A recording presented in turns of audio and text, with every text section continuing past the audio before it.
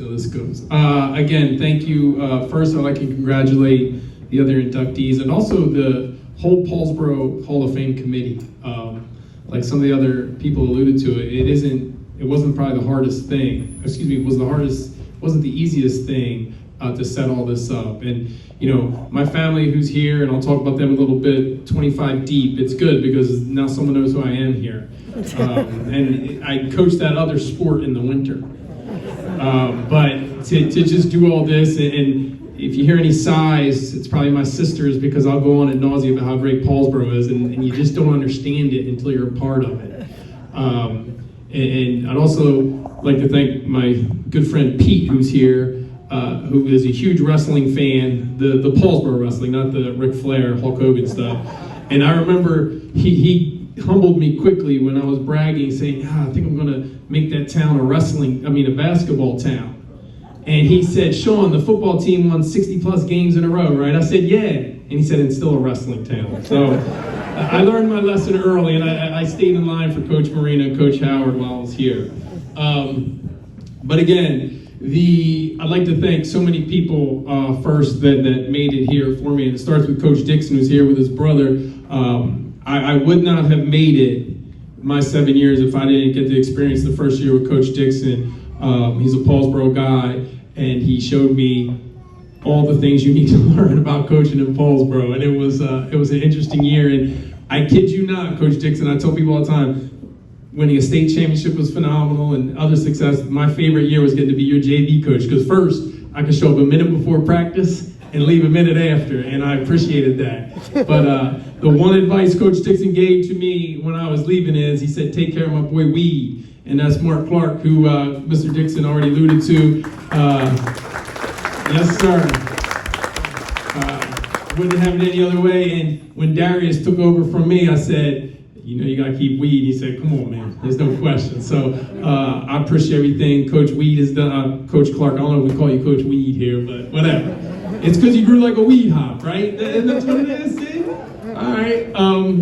And all the other assistant coaches I had, Coach Marcucci, Coach Drager, Coach Little, Coach Hodges, they all just helped me out so much. They were all Paulsboro people. Because the one thing that you can probably tell by all this is I'm not necessarily a Paulsboro person.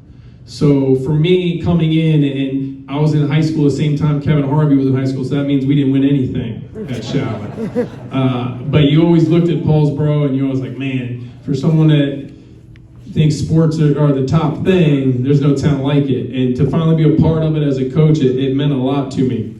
It started with the administration when I was here, Coach Marina.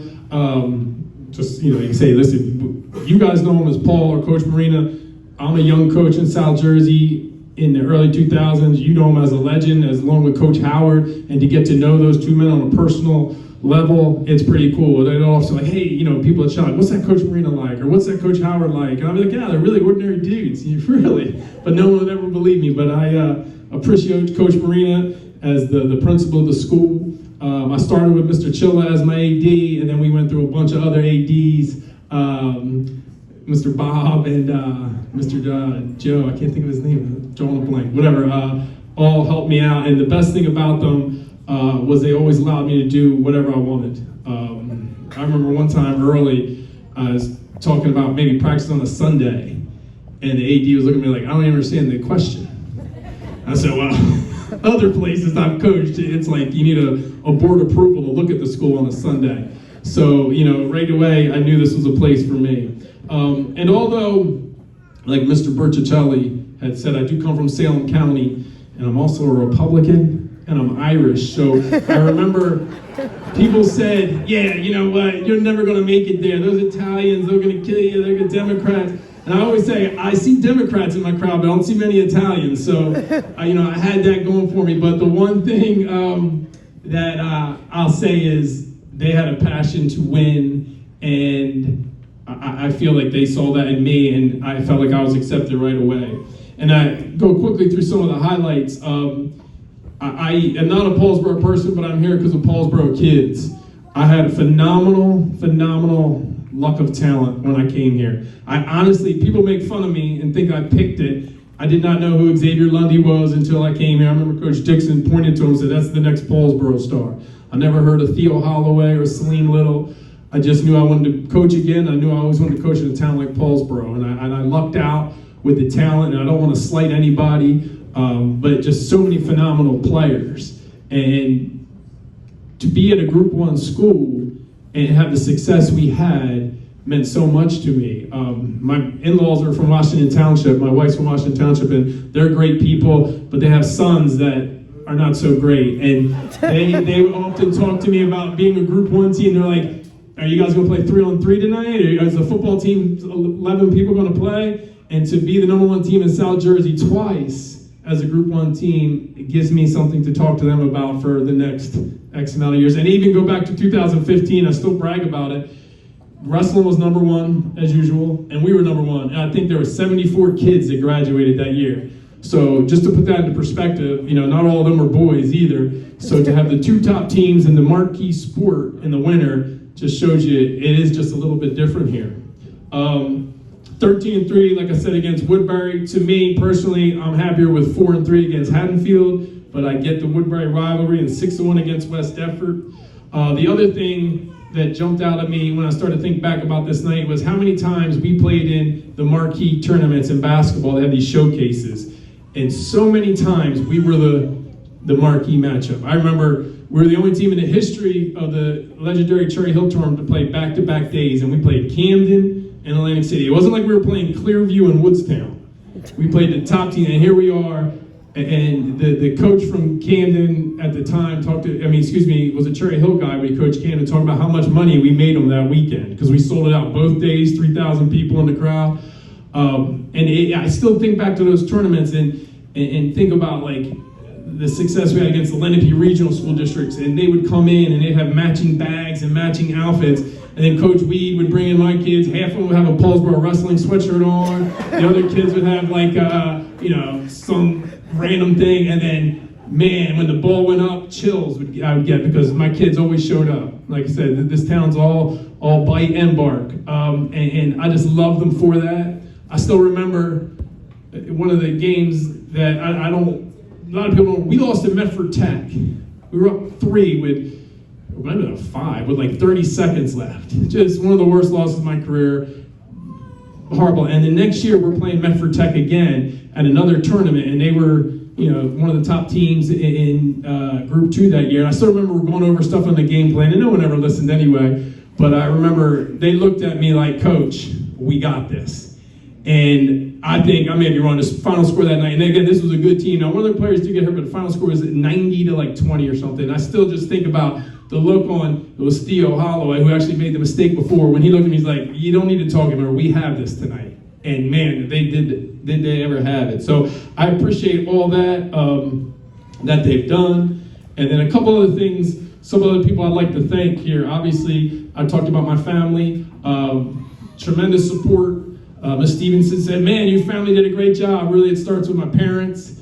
We're just a product of their sacrifice over the years that we have so many people here. Wonderful nephews and nieces that came. I really brought all 20 to help control my 3 kids, but after listening to Mr. Trader talk about his mom, I feel like, man, I can't control 3 kids, and this woman put 10 kids through. Woo!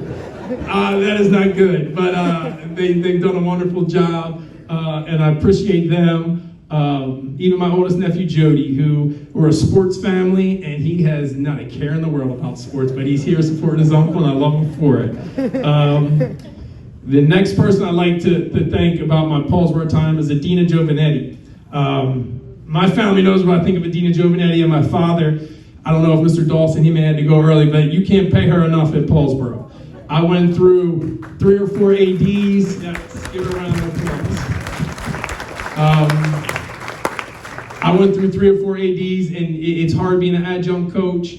But I mean, even to this day, if my dad wants a pass, we call Adina or her brother. Anything I need in Paulsboro, I know there's one person I can always call, and I appreciate that. And again, I thank her for all she's done. Going on, I'd like to, my wife, who obviously she comes from a sports family, like I said, but I knew she was the one early on in our dating career. We're playing Woodbury, and her hair used to be a little blonder as her daughter says she has brown hair and she has blonde hair. They argue all the time. But her hair used to be a little blonder, and I couldn't find when she was at the game. I'm looking, and then there she is right dab in the middle between Paulsboro fans and Woodbury fans screaming at each other, I think during the JV game even. And I was like, oh man, if she survives this, she's the one. So I appreciate her, all she's done. Talk a little more about her in a minute. And then obviously my 3 kids, Ireland, Lila, and Knox, they, similar to me with my father, who retired before I started coaching, this is a part of my life they'll probably never remember. But hopefully, I'm going to tell them a ton of stories, and most of the stories are going to involve about being from Paulsboro and the time here, and hopefully, if they choose to go into athletics, they can have that same bond my father and I started to develop while I was coaching. The last 2 people, like I said, I'd like to talk about is my mom and dad. My mom and dad were at every game. My mom has the unique experience of probably seeing, maybe with my sister Joellen, as many athletic events as anybody in this room, I guarantee you, and she could care less about all of them. She still goes she sits through my nephew's baseball games. You watch Little League Baseball now? Holy smokes, it's boring. She sits through every one of them. I appreciate her, and she always had probably the hardest seat in the house, sitting next to my father. Mr. Berticelli had talked about a little bit, and anybody that's been to, the best thing, everyone always thought Paulsboro was a perfect place for me because of the way I like to press and run, but really it was a perfect place for my father because when you're at another school and you're screaming in the crowd, you're the only one. But at Paulsboro, he fit right in. No one would know who he was. There was 25 men screaming at the coaches, the players, and the refs. But, he's an intense guy. The 2 stories I'll tell real quick about my father, one I've already shared. We were about to win a state championship. And my nephews will tell you on his grade, they're going to say, Jack Collins, blah, blah, blah, don't give up the sideline. And that's a term in basketball. And here we are, Stephen Priest. We're up 30 points against North. There's a minute and a half left. He's sitting across, halfway up. And, I'm not really an emotional guy. But I'm like, let me make eye contact with my dad to enjoy, hey, we're about to be state champs. And Stephen Priest gave up the sideline. He kicks the seat in front, shakes it, and turns and starts yelling at my mom.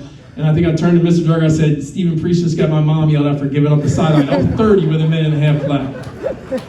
And then the last one I'll say is my last year of coaching, I finally lost my cool, and I punched a bleacher. Whatever. And I ended up breaking my hand. And the great Ron, Rico Holloway, a Paulsboro midget legend, turned to me without a flinch and said, that's what you get for acting like your dad.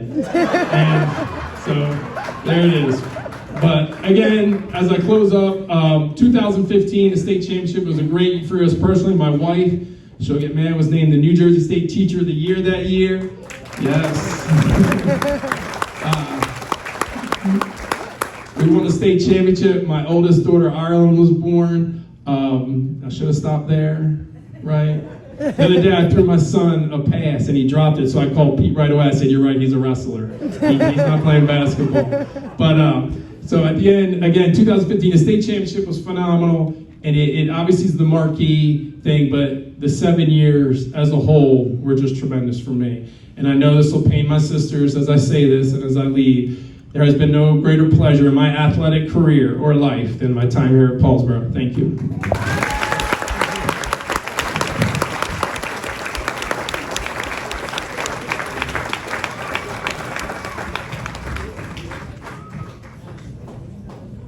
That was outstanding. You're talking about passion. Good stuff.